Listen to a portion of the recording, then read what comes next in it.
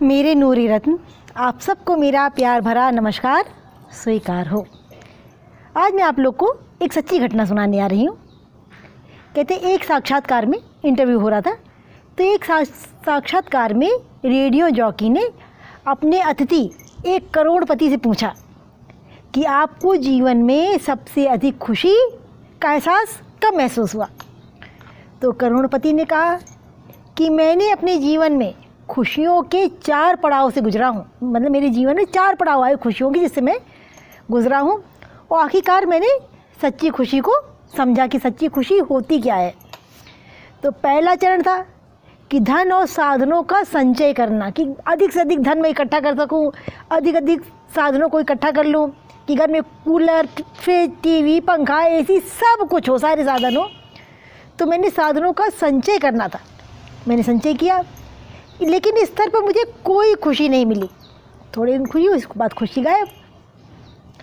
फिर मुझे दूसरे स्तर पर मैंने क्या किया, मूल्यवान वस्तुओं को इकट्ठा करना शुरू किया।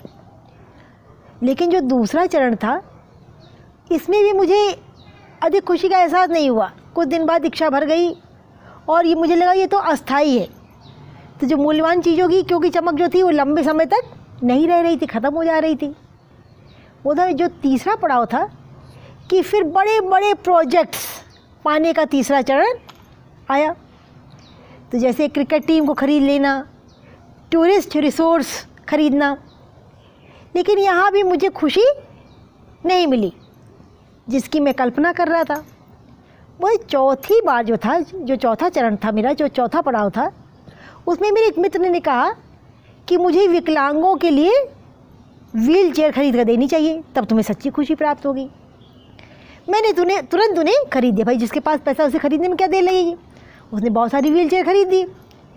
लेकिन मेरे दोस्त ने जोर दिया कि इसको अपने हाथ से चलकर बांटो मेरे साथ, और विकलांग बच्चों को ये व्हील चेयर सौंप दो।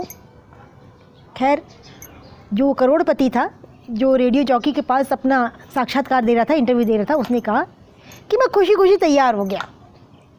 मैंने कुर्सियाँ अपने हाथों से ज़रूरतमंद बच्चों को बांट दिया। कहता मैंने उनके चेहरों पर खुशी की अजीब चमक देखी। मैंने उन सभी विकलांग बच्चों को कुर्सियों पर बैठकर घूमते हुए, मस्ती करते हुए देखा। ऐसा लगता था जैसे वो पिकनिक मनाने आए हों, पिकनिक स्थल पर पहुँच चुके हों। जब मैं वो जगह छोड़ने लगा, तब उन बच्चों में से एक जो बच्चा था, उसने आके मेरे पैरों को पकड़ लिया कस के। तो मैंने धीरे से उससे अपना पैर छुड़ाने का प्रयास किया, लेकिन मैं छुड़ा नहीं पाया। लेकिन वो जो बच्चा था वो लगातार मुझे घूरता रहा, बहुत ध्यान से मेरे चेहरे को देखता रहा। तो मैं नीचे झुका और बच्चे से पूछा कि आपको कुछ और चाहिए। बच्चे ने जवाब में न केवल मुझे खुश किया, बल्कि मेरी ज़िंदगी पूरी तरह बदल दी। अब वो क्या कहता है कि उसका जवाब ऐसा था कि मेरे पर खुशी ही नहीं आ रही, मेरा पूरा जीवन ही जो है वो बदलता चला गया।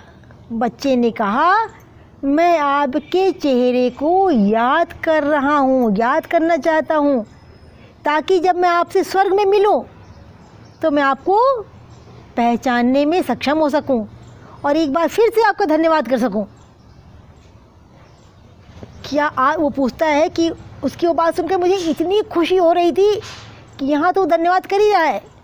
कहता जब मैं स्वर्ग में भी मिलूँगा आपसे तो भी मैं आपका धन्यवाद दूँगा। कहता आज हम ऐसे मददगार बने और ज़रूरतमंदों के प्रति ऐसी सहानुभूति प्रकट करें जो अमिट छाप छोड़ दे। वे लोग हमारे चेहरे को आजीवन भूल न पाएँ। आइए हम अपने चेहरों को यादगार बनाने का प्रयास करें, हम भी किसी के काम आने का प्रयास करें। तो आप लोगों को आज की कहानी, आज की सच्ची घटना कैसी लगी, कमेंट बॉक्स में लिख के बताना। और हाँ, क्या आप भी एक यादगार चेहरा बनना पसंद करेंगे तो हमें कमेंट बॉक्स में लिखिएगा, हमें आपके कमेंट्स का इंतज़ार रहेगा। सबको टाटा बाय बाय।